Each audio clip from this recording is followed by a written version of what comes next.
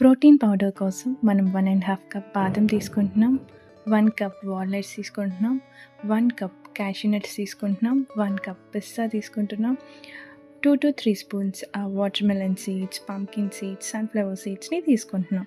వీటితో పాటు కొంచెం ఫ్లేవర్ కోసం 4 to 5 ఇలాచీ తీసుకోండి. వీటన్నిటిని స్టిర్ ఫ్రై చేయండి.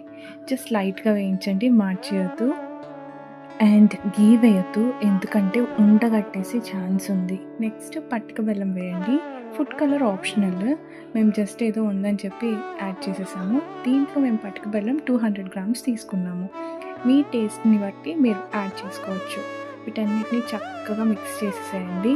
మొత్తం బ్యాచెస్లో మీరు మిక్సీ పట్టేయండి. వాటన్నిటిని చక్కగా మిక్స్ చేసేయండి.